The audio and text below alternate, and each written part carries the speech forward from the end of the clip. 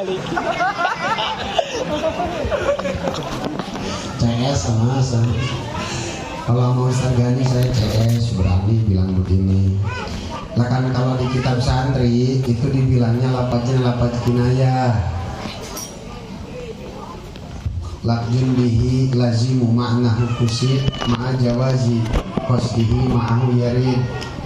Nih ada pemuda bilang gini sama perempuan, cakep banget Neng, banyak banget laki-laki yang demen sama Neng. Ini maknanya ada dua nih. Satu, dia ngabarin kalau orang-orang pada demen, dia mah kagak. Satu, ya. Dua, dia ngabarin bahwa dia juga sebetulnya demen. Kenapa? Kan dia juga laki. Ya, ada tadi yang ngomongin PA. Dia laki bukan? Punya bini kagak? Ya, itu dah simpulin. Gak tega saya. Kenapa? Saya juga punya bini. Iya, saya kalau duit di saya kagak bakalan bini saya kasih rokok. Kita doain guru-guru kita, sesepuh-sesepuh kita biar pada sehat badannya. Amin. Tak lupa kita doakan para panitia yang udah mengorbankan segalanya, waktunya, tenaganya, bahkan biayanya luar biasa. Dari depan saya lihat, masya Allah, baliho udah banyak banget, sampai lampu kelap-kelip. Dari tadi saya ngedoa mudah-mudahan ini duit yang buat beli lampu bukan duit buat kiai. Ya ngeri-ngeri banget ini Mang Badri. Mudah-mudahan panitia segala jerih payahnya Allah balas dengan balasan berlipat ganda. Yang hadir di tempat ini, mumpung kita rame-rame, kata guru saya, kalau ada mobil truk muatan penuh mogok di tengah jalan, kalau didorong sama supir dengan kendeknya doang, maju apa kagak? Tapi kalau didorong ramean, RT ikut ngedorong, maju apa enggak? Beban hidup kita banyak. No, yang di pojokan ada yang belum punya rumah, ada yang punya rumah belum punya motor, ada yang punya rumah udah punya motor, bininya galak dia minta ampun. Lah kagak laki mana, laki PA. Mudah-mudahan semua yang hadir di tempat ini yang punya hajat, yang lagi punya keinginan, ada yang pengen punya rumah, ada yang pengen ngerehab rumah, ada yang pengen punya mobil, ada yang pengen ganti mobilnya dari Avanza pengen ganti ke Innova biar gedean dikit. Kata saya gampang itu mah, nggak usah ngedoa. Avanza biar jadi Innova bawa aja ke Maerot. Iya, dikasih air. Maerot kan spesialis, yang kecil bisa jadi. Ini bapak-bapak tahu banget nih, kayaknya pasien semua ini. Mudah-mudahan semua hajat dan keinginan kita Allah kabulkan, amin.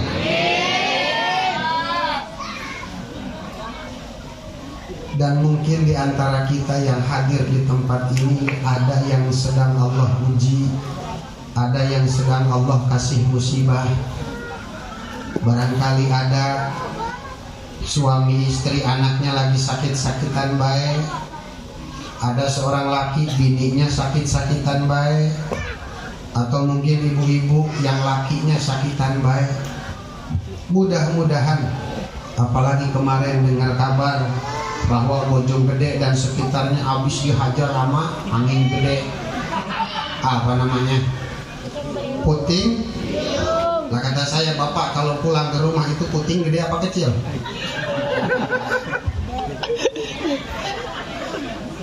Hei, puting gede apa kecil? Tahu banget di mana lu? Gedean putingnya, gedean akarnya. Dikit, gede gini. Lu kalau nggak ada putih nggak bakal itu. Iya. Mudah-mudahan yang Allah kasih musibah segera Allah ganti musibahnya dengan nasib yang lebih baik. Amin ya robbal. Terakhir kita doa mudah-mudahan kita semua yang hadir yang punya keturunan diberikan keturunan yang soleh dan solehah. Di akhir hayat kita wafat dalam keadaan husnul. Amin ya robbal. Alhamdulillah, syukur kepada Allah Subhanahu wa ta'ala. Di malam ini cerahnya luar biasa. Tadi padahal siang panitia udah gerah banget tuh. Kenapa? Langit pada gelap, turun hujan gede banget. Tapi alhamdulillah hujannya di siang hari, berarti malam giliran perang nih. Alhamdulillah.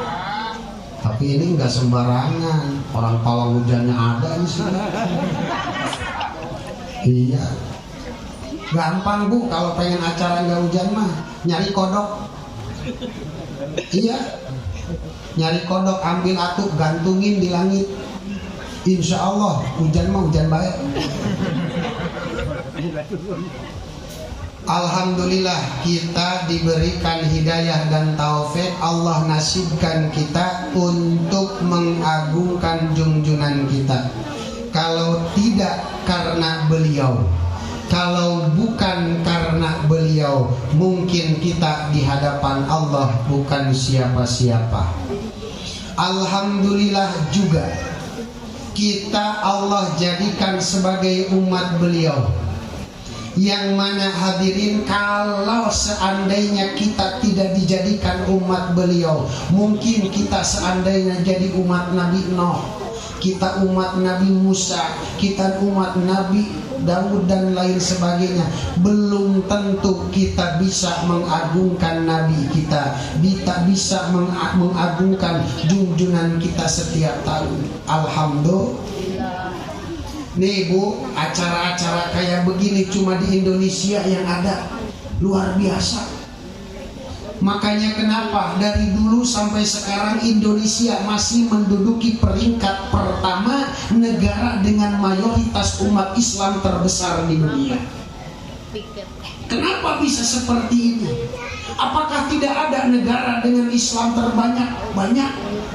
Saudi Islamnya mayoriti, Kuwait Islamnya mayoriti, Uni Emirat Mesir ternyata mereka Islamnya mayoriti. Namun mohon maaf hadirin, Irak habis dibantai oleh Amerika, Libya habis dibantai oleh Amerika, Suriah, Libanon dan lain sebagainya. Bahkan sekarang Palestina lagi habis-habisan digempur sama anjing setan tuh.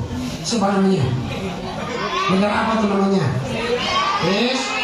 Gue kagak takut, biarin ada polisi juga sini. Dan rokok bareng kan itu semua.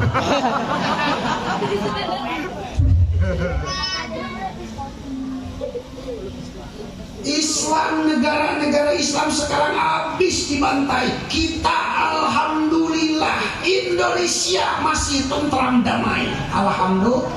Gak ada satupun yang berani ngobrak-ngabrik Indonesia. Kenapa Indonesia bisa seperti ini? Almarhum almarhumlah guru saya Abi Khadamul Kudus pernah berkata, karena salah satu sebabnya Indonesia sampai sekarang masih rajin, masih aktif mengagungkan nabinya sendiri. Alhamdulillah. Maka yang begini nih jangan dibidah-bidahin. Kita nggak tahu aja para hadirin, Indonesia tentram, Indonesia damai, orang-orang non-muslim tidak berani ganggu Indonesia karena Indonesia di mata-mata orang kafir masih sangat disegani, Indonesia masih sangat ditakuti.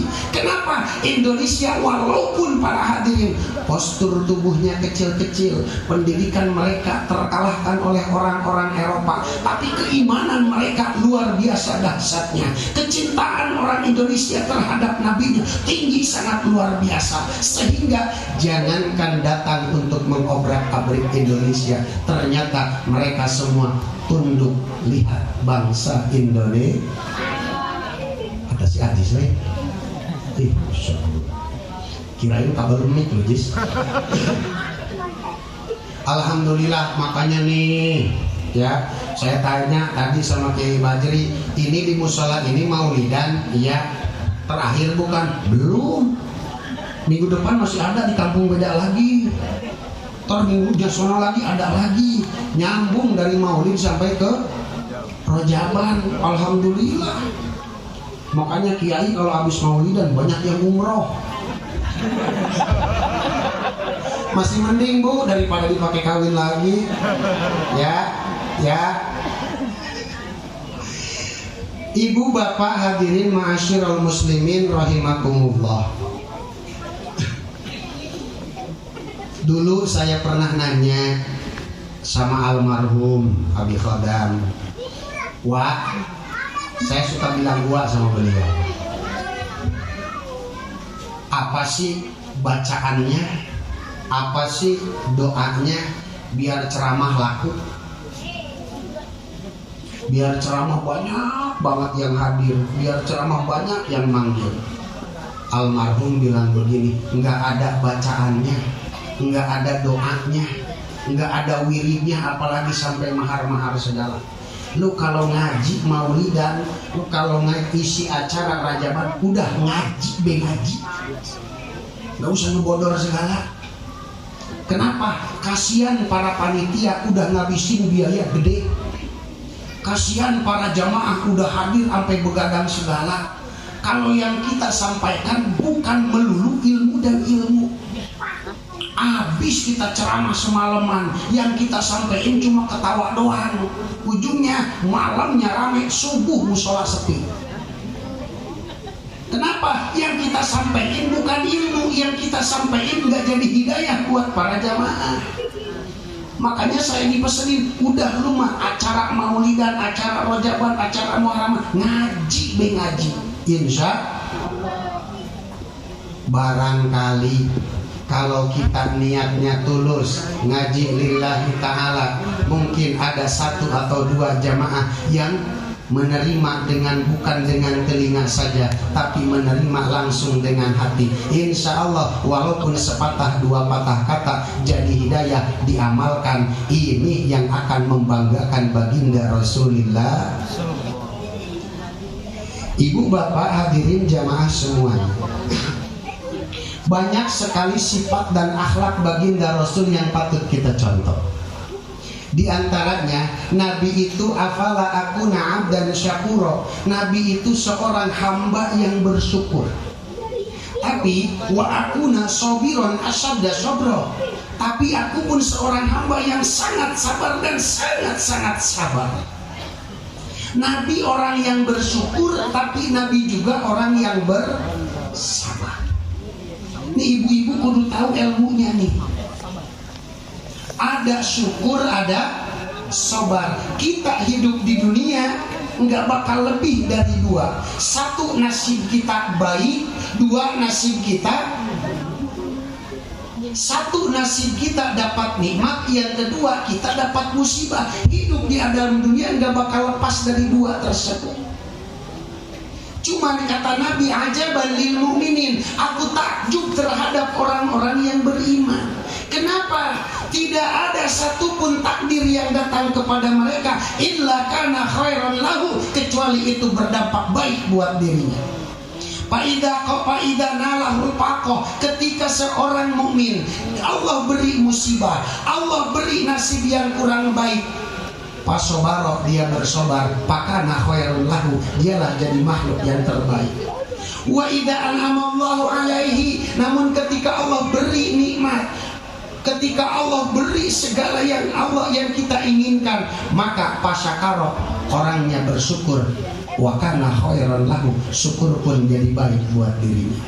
Jadi kita hadirin nggak bakal lepas dari dua, satu baik, dua buruk. Ketika baik kita bersyukur, ketika buruk kita bersabar. Cuman para hadirin, Allah sebutkan kalimat syukur dalam Al-Quran 57 kali. Kalimat syukur.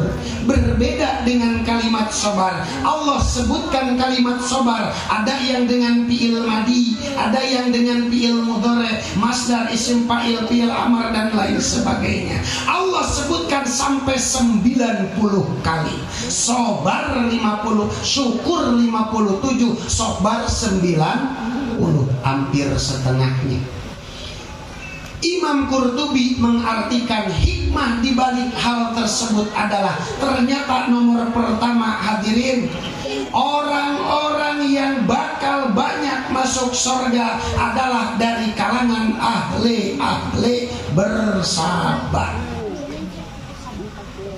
Sehingga baginda Rasul ketika pulang Isra Mi'raj, beliau menceritakan, Uridu alal jannah, aku diajak oleh malaikat Jibril untuk mengelilingi surga. Bu, surga, udah pengen ke surga? Pengen nggak? Udah cepetan sana duluan. Maka Nabi kaget, faidan aksaru ahliha, ternyata mayoritas penduduk surga minal fuqara'i wal masakini wal mustad'afina min ummati, ternyata umat surga paling banyak adalah golongan fakir, golongan miskin, dan golongan rakyat-rakyat jelata. Itu kebanyakan penduduk surga. Ibu pengen jadi penduduk surga? Pengen gak jadi calon ahli surga? Pengen jadi ahli surga apa calon ahli surga? Jangan mau jadi calon mah bu. Ya masih meragukan. No kemarin-kemarin no baru beres kan, banyak calon ya. Yang pasang-pasang baliho. Ya itu kan calon doang tuh ya. Kalau namanya calon ahli surga belum tentu masuk. Tergantung perhitungan suaranya. Ya kalau amalnya banyak lolos dia. Ya, tapi kalau amalnya dikit, perhitungannya kalah, gak jadi masuk surganya. Oleh karena itu para hadirin, ketika kita diberikan nasib yang kurang baik oleh Allah Subhanahu wa Ta'ala, maka sebetulnya kita harus mengucapkan alhamdulillah. Kita harus banyak bersyukur. Kenapa? Kesempatan kita untuk jadi ahli surga lebih besar daripada orang-orang yang hidup bergelimang harta, jabatan dan lain sebagainya. Nih, saya mah ngasih ini aja, ngasih motivasi buat para laki-laki yang kata Ustadz Gani PA tadi. Ya, nih kita laki-laki yang PA nih, ya punya motor ada yang nyolong, ya listrik nyala lagi, mana nyalanya porno lagi tuh.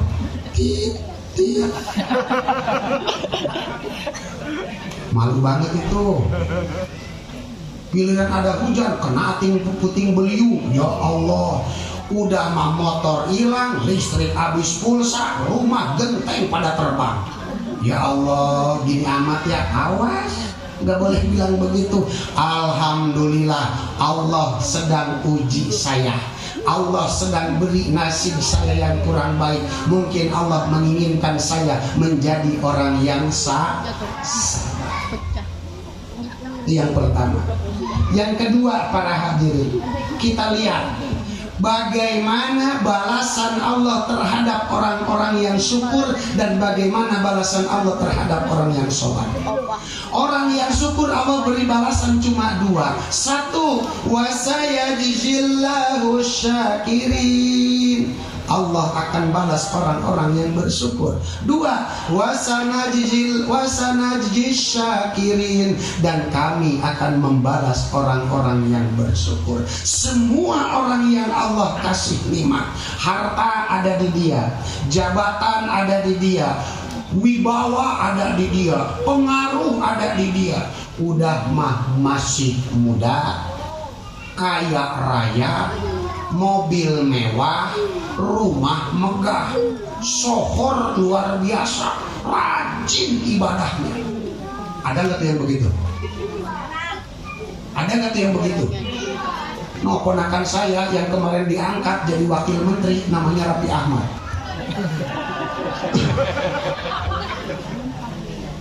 Luar biasa tuh bocah. Duitnya banyak banget. Bininya cakep luar biasa, teteknya gede lah.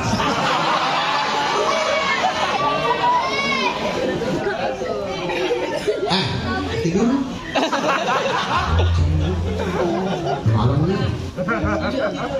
Giliran yang PA dengerin kan. Mudah terkenal kaya raya, nama kesohor, Masya Allah, pengen ini tinggal ngomong sekali makan di rumah sakit 10 juta, 20 juta udah kagak aneh. Sekali jalan-jalan ke Bali, jalan-jalan ke luar negeri, jalan-jalan ke Eropa, kita ke kota tua doang Jakarta, sebulan patungannya. Iya, saudara di kampung apa dikasih tahu, doain ya besok mau naik kereta. La ilaha illallah, dipasang di story WA. Wah. Kenapa? Liburan kecil, liburan kaum susah, kagak kayak si Onono, liburannya ke Eropa, ke Paris, ke sono kemari, luar biasa. Ibadahnya rajin, duhanya rajin, tahajudnya rajin, awabinnya rajin. Kalau maghrib berangkat ke masjid, pulang-pulang habis isya. Udah makaya, masih muda, terkenal ahli masjid. Hebat gak tuh? Wasanajillahu syakirin, Allah akan balas orang-orang yang bersyukur. Yatim banyak dia sumbang, masjid banyak dia bangun, pesantren banyak dia bangun, kiai dikasih duit terus sama dia. Orangnya baik sekali, dermawan sekali. Wasayajzillahu syakirin, Allah akan balas orang-orang yang bersyukur. Namun balasannya apa dan seperti apa Allah tidak sebutkan. Itu adalah orang-orang yang bersyukur. Tapi berbeda ibu ketika Allah menyebutkan balasan terhadap orang-orang yang sabar. Dalam Al-Quran minimal ada 5 yang Allah sebutkan. 1, innallaha ma'as, Allah akan selalu beserta orang-orang yang sabar. Ketika dia sholat, Allah menyertainya. Ketika dia masuk rumah sakit, Allah menyertainya. Ketika dia masuk ke sini, masuk ke sana, Allah selalu memperhatikannya. Kenapa? Liyabluwakum ayyukum ahsanu amala. Aku ingin lihat ketika kau diberi nikmat, kau bisa bersyukur kepadaku. Namun ketika aku beri penyakit, nikmat sehatmu aku angkat, bisakah engkau bersabar dan mengingat kepadaku? Itu Allah lagi uji. Makanya jangan takut para hadirin ketika kita sedang Allah uji, ketika kita sedang Allah kasih musibah, maka sebetulnya Allah lebih dekat kepada orang-orang yang susah daripada Allah kepada orang-orang yang penuh nikmat. Yang pertama, innallaha ma'as. Yang kedua, wallahu yuhibbus sabirin. Allah sangat cinta kepada orang-orang yang Enggak ada dalam Al-Quran Allah yuhibbus syakirin, innallaha ma'as syakirin. Tapi yang ada, Allah sangat mencintai golongan-golongan ahli sabar. Nabi sabar hadirin, ini yang perlu kita contoh. Luar biasa, kisah yang sangat spektakuler. Ketika di tahun 10 kenabian, baginda Rasul ditinggalkan oleh 2 orang tercintanya. 1 Khadijah, yang kedua Abu Thalib. Rasul sangat terpukul. Kemudian Rasul terus-menerus diintimidasi oleh orang-orang Mekah. Bahkan sempat Nabi mendapatkan beberapa kali ancaman pembunuhan. Maka Rasul pergi ke kampung Thaif. Jaraknya jauh dari Mekah. Di situ Nabi ingin berhijrah. Namun para hadirin, yang terjadi di kaum Thaif bukannya Nabi diterima ataupun disambut, tapi Nabi malah dilempari, Nabi malah dihina, bahkan Nabi dianiaya. Tapi apa yang sikap Nabi yang beliau tunjukkan? Nabi bersabar. Datang malaikat Jibril, wahai kekasih Allah, orang-orang telah jahat kepadamu. Katakan kepadaku, ingin kau apakan kaum-kaum ini? Gunung bisa aku lenyapkan dalam sekejap, maka gunung bisa aku buat mereka jadi lenyap.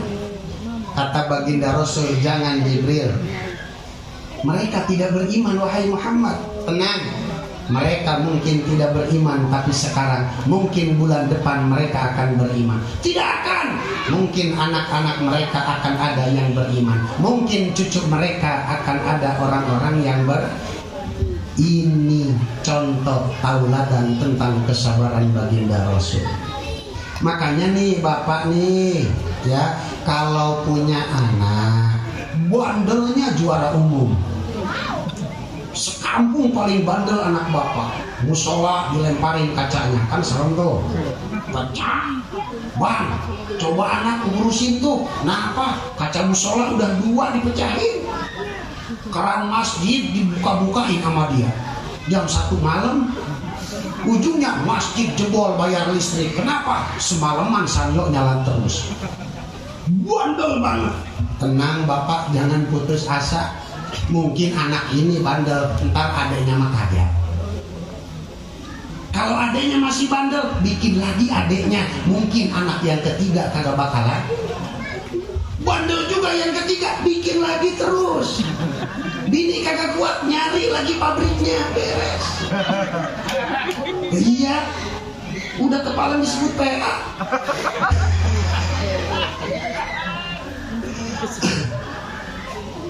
Alhamdulillah. Wallahu yuhibbus. Yang ketiga, wabashiris sabirin. Berikan kabar yang baik-baik untuk orang sabar. Luar biasa. Allah ada di aras.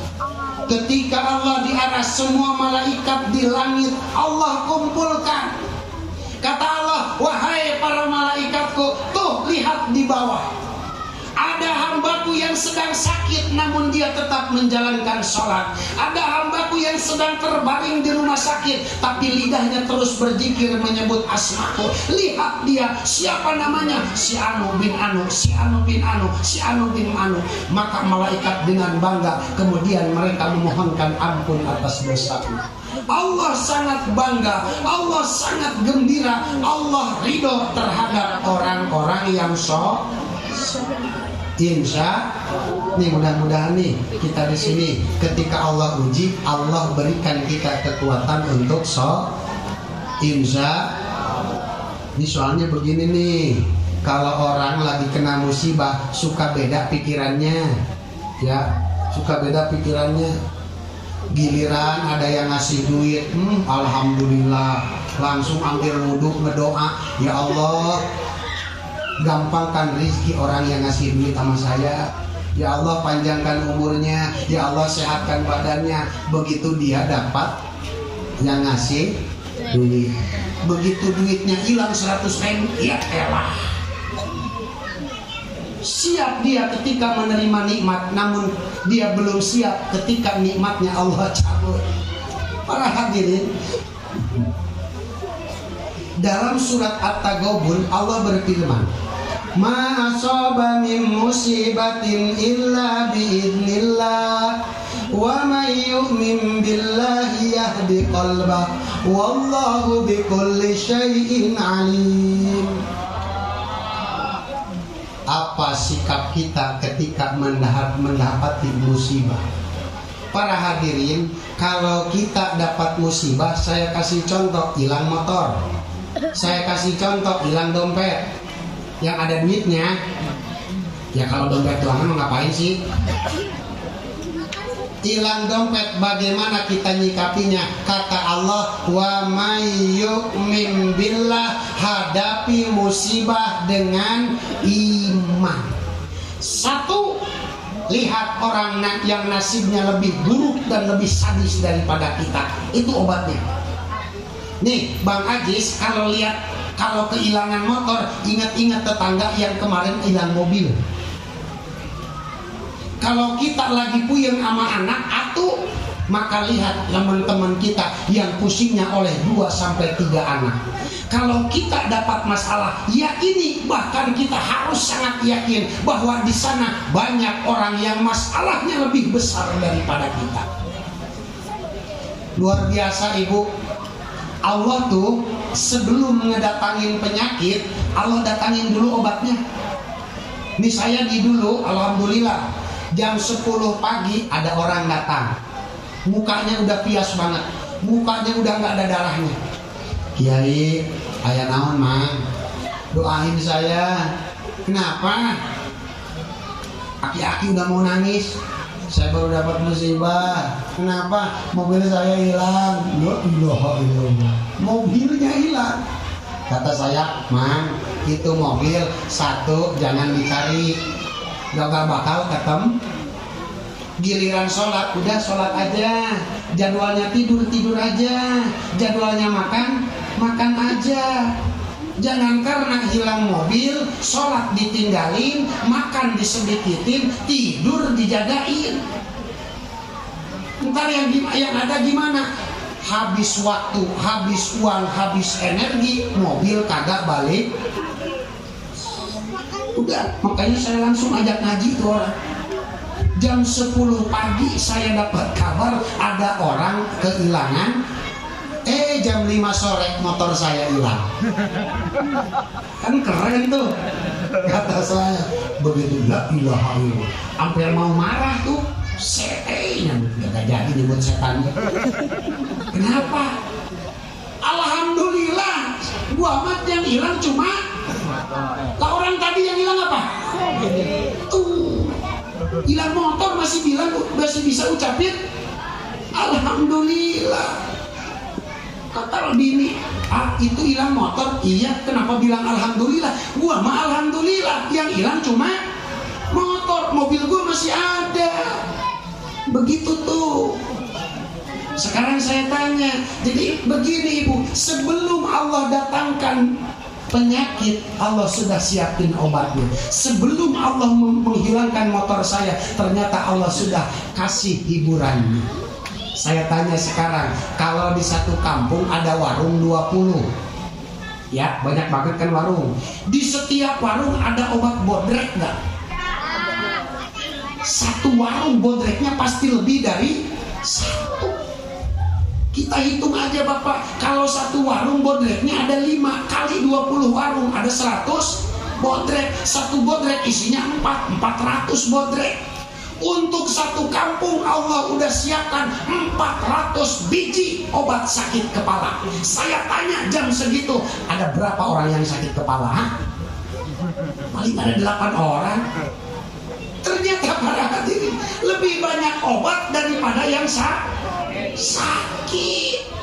Makanya tenang baik.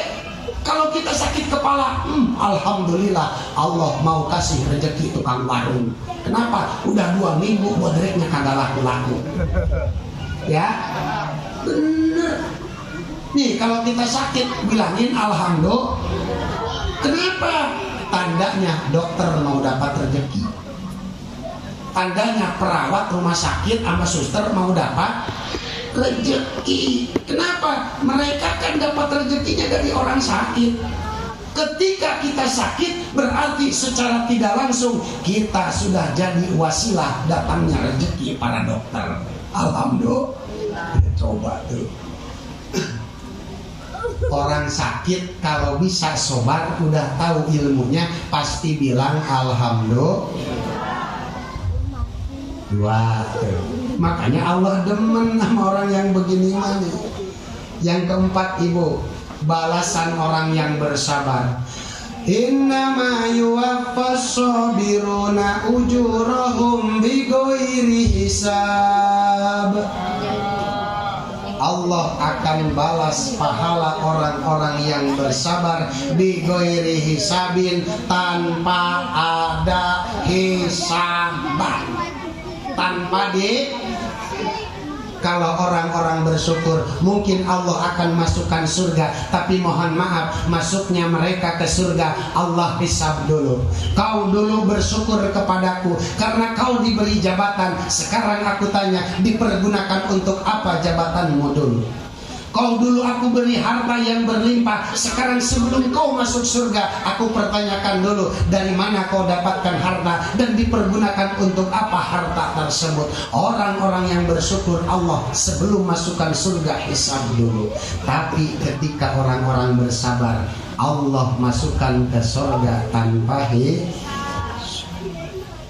luar biasa. Di surganya nih luar biasa nih. Di Ali Imran ayat 15 disebutkan, lahum jannatun tajri min tahtihal anhar. 1, dapat surga. 2, khalidina fiha, di surganya lama. Beda surganya kita. Ini orang Jakarta kalau tiap hari Minggu jalan-jalan mau ke puncak. Jalan-jalan ke puncak. Buat ngapain coba di sana? Numpang kencing doang. Iya. Wajar makanya kalau tiap tahun puncak kirim banjir ke Jakarta. Kenapa? Itu mah bukan kejam, bukan sadis, ngembaliin kencingnya orang Jakarta. Bukan tiap minggu kencing di sini, buat tabungin. Udah ngumpul banyak baru kirim sekaligus, banjir dah tuh. Surga mungkin puncak mungkin surga bagi orang Jakarta, tapi cuma 2 hari. Senin kudu masuk kantor lagi. Surganya cuma 2 hari, macetnya 3 hari. Tapi kalau orang-orang yang bersabar, khalidina fiha, masuk surga selama. Yang ketiga, wa azwajum mutahharah, punya bini-bini yang luar biasa. Ini Bang Ajis nih, ntar kalau masuk surga, amin gitu saja. Ini badannya gede, nggak kayak sekarang, kayak pion catur. Udah Jis kayak mana? Bininya cakep, umurnya nggak nuain, kulitnya putih, matanya gede, hidungnya gede, genitnya juara, tiap hari minta. Bener Jis, ngamar lagi. Tuh surga tuh, bidadari itu. Terus ibu mohon maaf, bapak-bapak yang PA nih, ntar bini-bini kita di surga perawan terus, nggak kayak yang di rumah sekarang.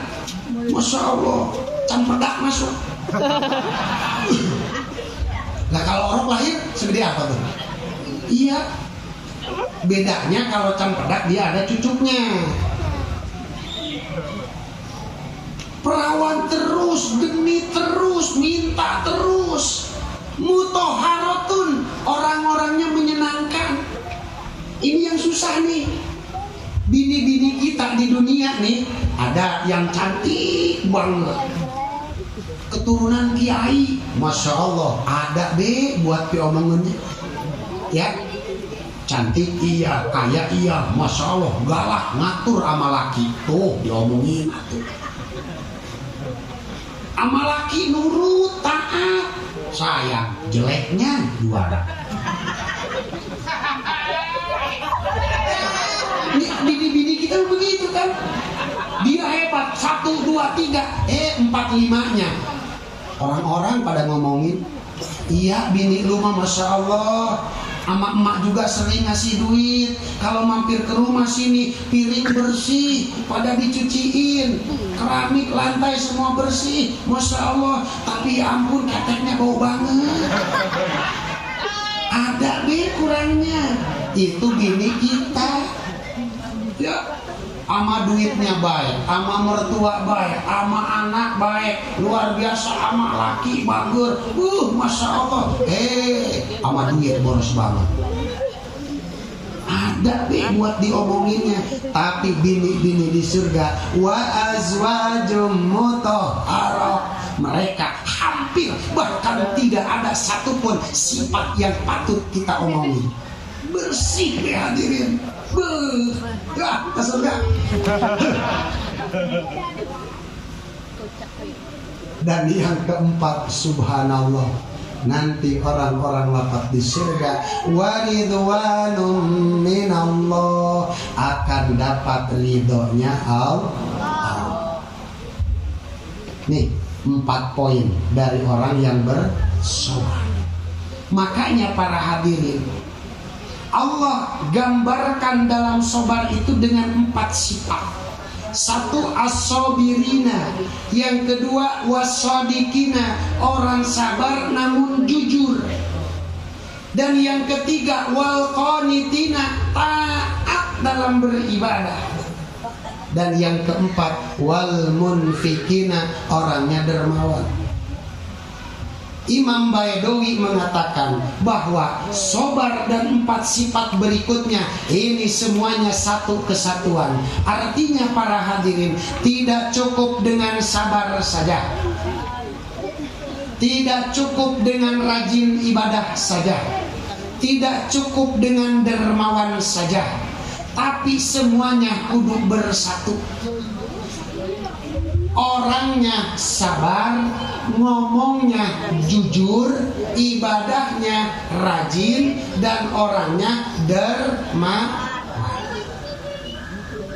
Artinya para hadirin, sifat yang 3 tadi, 1 kejujuran butuh sabar, 2 sedekah dermawan itu pun butuh sabar, yang ketiga rajin ibadah pun butuh sabar.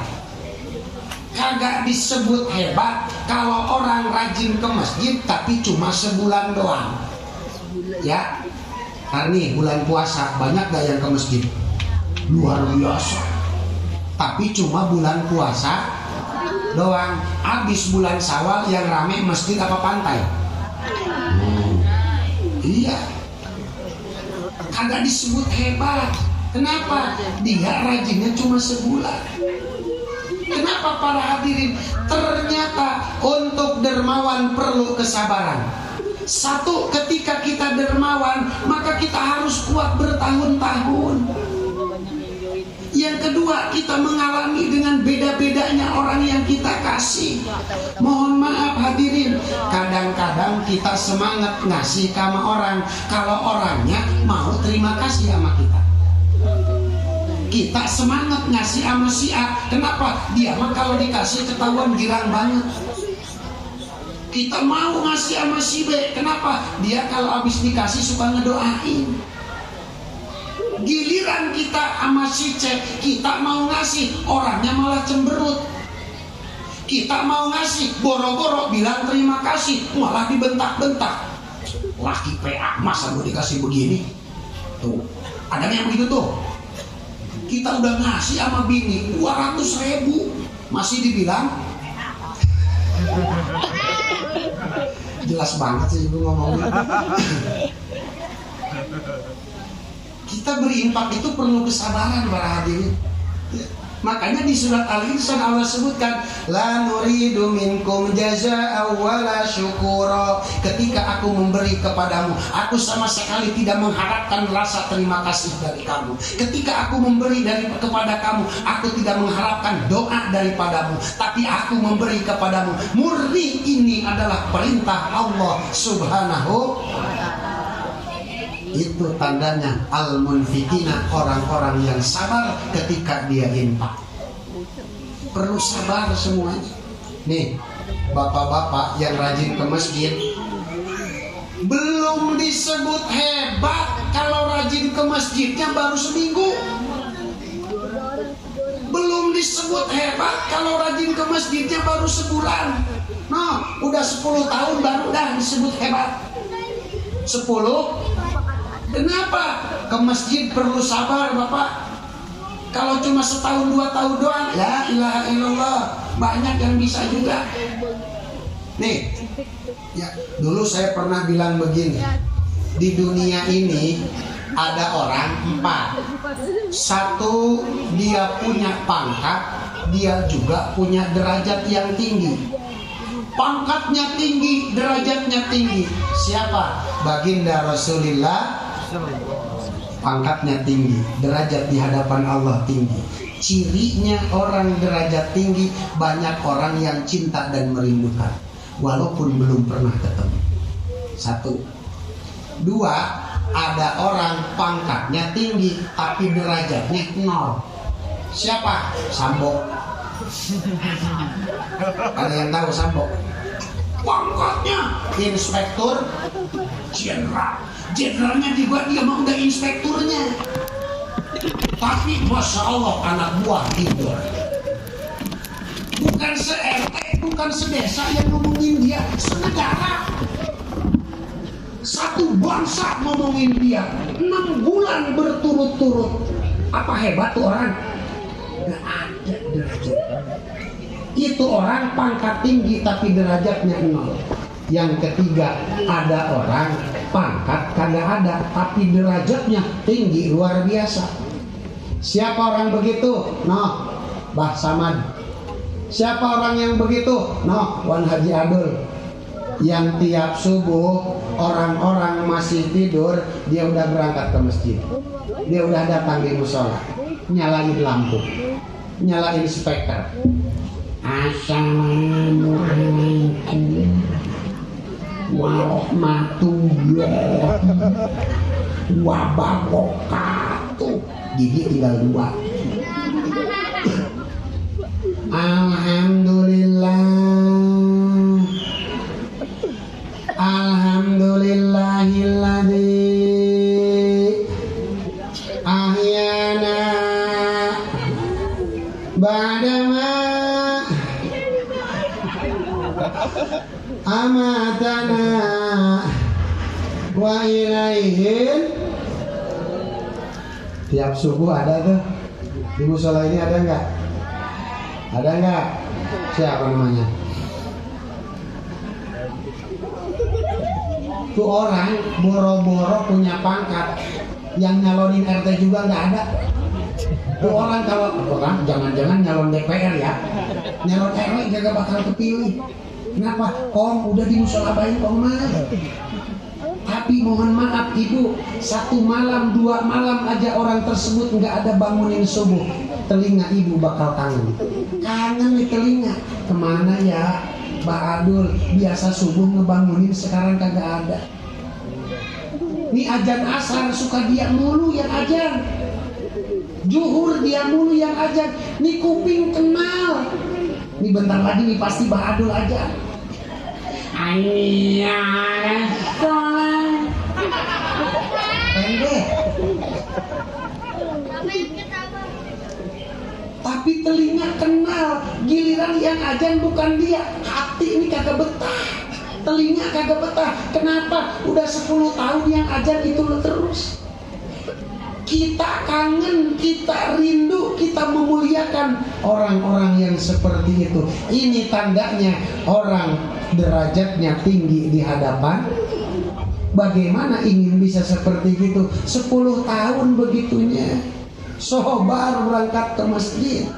Ini musola nih, masya Allah dahsyat luar biasa. Kudu rajin nih bapak-bapak. Bapak-bapak kudu rajin pergi ke. Insya Allah nih saya tanya bapak, mohon maaf, bapak kalau sholat di rumah suka qobliyah dulu apa kagak? Di rumah kalau sholat qobliyah dulu apa kagak? Habis sholat ba'diyah apa kagak? Kalau coba ke masjid ada qobliyah dulu nggak? Nih orang kalau mau sholat Jumat masuk ke masjid, sholat dulu nggak 2 rakaat? Saya tanya sholat apa nih? Ya orang-orang juga sholat. Sholat apa? Ya sholat musim dah. Ya abis sholat hati berontak, udah pingin cepet-cepet keluar, tapi enggak. Kenapa? Di masya Allah pantat nempel. Belum mau dia berdiri. Kenapa? Di belakang masih ada orang. Tahan dulu. Kenapa kalau kita di masjid sholat ada qobliyah dulu, sehabis sholat kita wirid dulu, sehabis sholat kita ada ba'diyah dulu? Jawabannya satu hadirin, karena ketika kita di masjid Allah lepaskan dosa-dosa kita. Ayyum amri'in yataqarrabu ila rabbihi fi baitihi. Kalau ada bapak masuk ke masjid tujuannya untuk beribadah menyembah kepada Allah, maka mohon maaf bapak masuk ke masjid sendal ditaruh di luar, Allah qafat dunubuhu bina'laihi. Kita masuk ke masjid Allah simpan dosa kita di bawah sendal-sendal kita. Tuh, makanya kalau ke masjid pakai sendal. Ya, Hei, pemuda, ke masjid pakai, biar kita masuk ke masjid ada malaikat buat naruh dosa kita.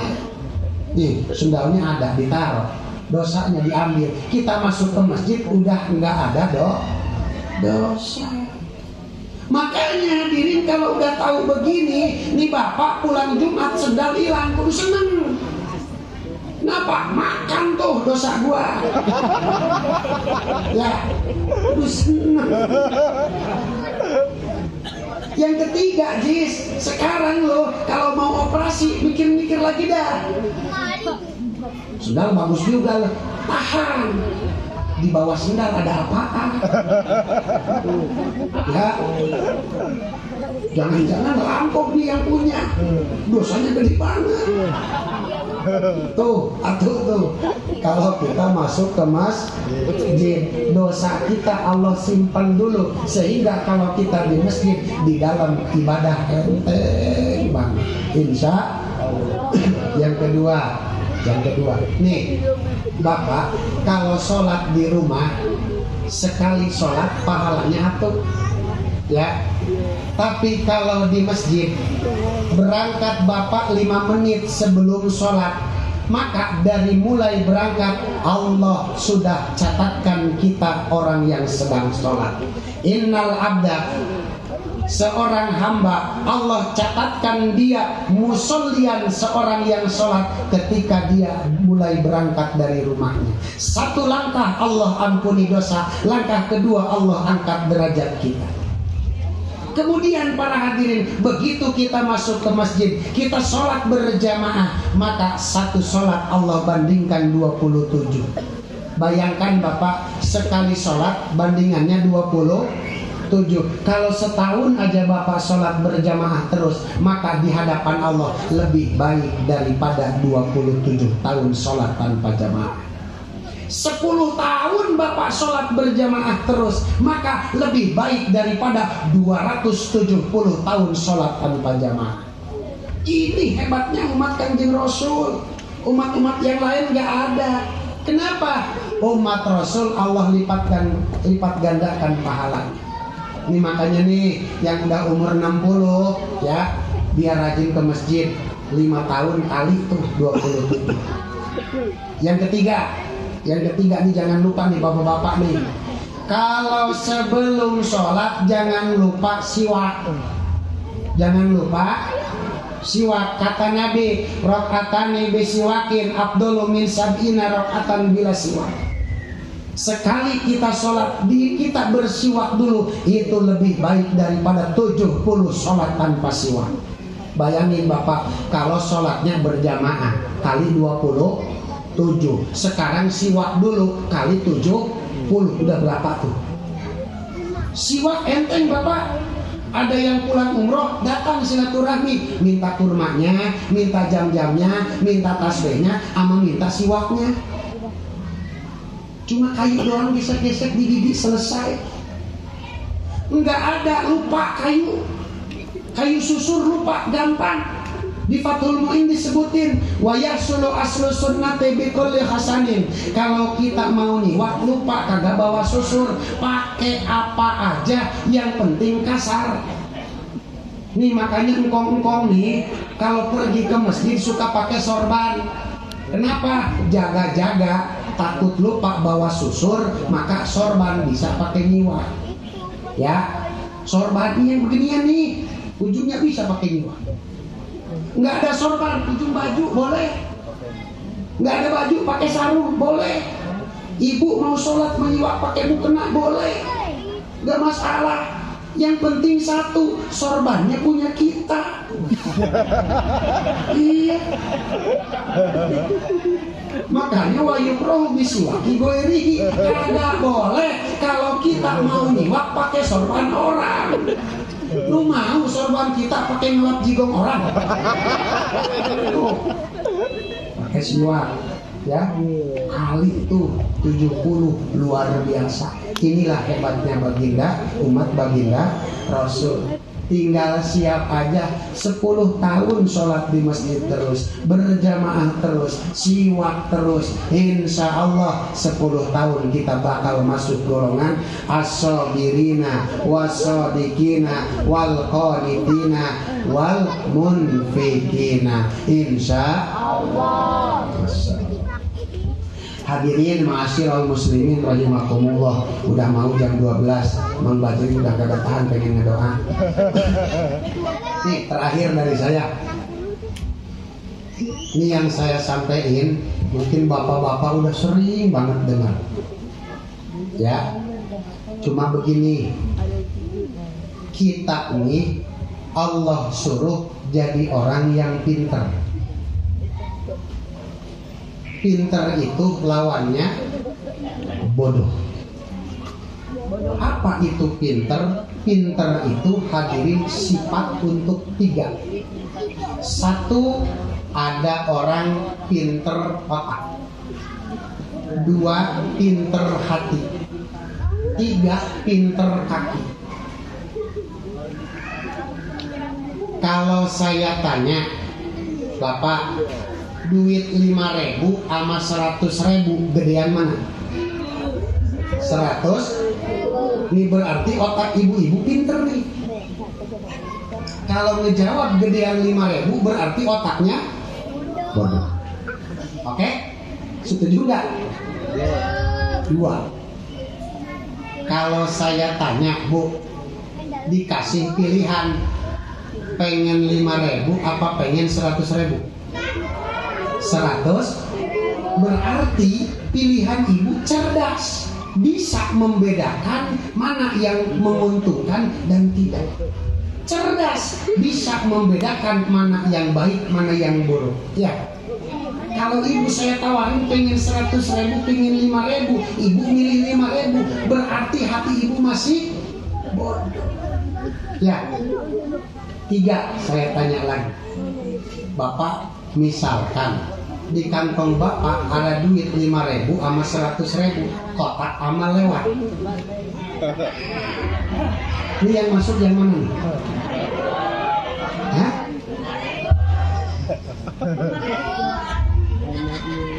Saya kasih 3 dah contoh. Di kantong jas ada duit 3, 100.000, 5.000 sama 2.000, kotak amal permisi, mana yang diambil? Ini tangan kayak ada matanya ya. Begitu masuk kantong, padahal mata kita udah lihat, itu tangan kenal sama yang 2.000. Iya. Makanya saya bilang yang begitu tuh kalau hari Jumat ada judul auto 2.000. Ini tangan kalau masuk langsung auto ngambil yang 2. Begitu ditanya gede mana cepet sama goceng, jawab gede, otaknya cerdas. Begitu diberi pilihan pengen yang goceng, pengen yang cepet, hatinya pengen yang cepet, hatinya cerdas, otak amal datang, dia ambil yang 2.000. Ini tandanya otak cerdas, hati cerdas, keputusan kita masih bodoh. Nih, sering kita datang ke majelis taklim, datang ke sini ke situ, guru-guru kita udah banyak banget nyampein, ngajarin, ngajakin, ya. Nih bapak-bapak udah pengen rajin ke masjid, udah pengen jadi ahli masjid. Sebab kalau udah jadi ahli masjid, tinggal ahli yang terakhir, jadi ahli kubur. Ya, nih udah sering diajarin, disuruh kita rajin ke masjid. Otak kita mengerti mana yang lebih baik, ahli masjid apa ahli rumah. Pasti otak kita menyatakan ahli masjid. Ketika bapak saya tanya pengen jadi ahli masjid apa ahli rumah, pasti ngejawab pengen jadi ahli masjid. Begitu azan maghrib datang, nyalain rokok apa berangkat ke masjid? Nyalain rokok. Bener kata Ustaz Dan, emang pada PA kita. Ya, mudah-mudahan kita semua di sini Allah jadikan orang-orang yang pintar, orang-orang yang cerdas. Allah jauhkan kita dari sifat-sifat bodoh. walaupun sedikit, walaupun sebentar, mudah-mudahan bisa jadi hidayah buat kita semuanya. Mudah-mudahan kita semua bisa memahaminya, kita bisa mengamalkannya, dan kita bisa menyampaikannya. Mungkin ini dari saya, salam silaturahmi buat orang sini. Saya datang dari Sadeng sejak silaturahmi ke sini. Niatnya ngutangin, tinggal orang sini berarti sekarang punya utang sama saya. Saya tunggu di Sadeng silaturahminya, mangga. Mau siang boleh, mau malam boleh. Jam 3 malam gak apa-apa, pasti saya temuin paginya. Ya, mangga silaturahminya, mau bawa pisang boleh, mau bawa roti boleh, tapi saya lebih senang kalau dibawain anak ibu, anak bapak bawa ke sono. Alhamdulillah di sono ada pesantren. Dulu orang tua saya yang merintis, sekarang usianya udah 60 tahun lebih. Alhamdulillah Allah berikan kepercayaan, Allah berikan amanah mengelola pesantren. Alhamdulillah udah banyak santri-santri dari kecamatan Cipayung ini. Alhamdulillah. Makanya nih saya mau ngajakin generasi-generasi berikutnya, mangga ditunggu di Sadeng kapanpun, insya Allah. Demikian dari saya, mudah-mudahan benarnya dari Allah Subhanahu wa taala, salahnya mungkin dari panitia. Allahu waliyyu taufiq ila aqwamit thoriq. Assalamualaikum warahmatullahi wabarakatuh.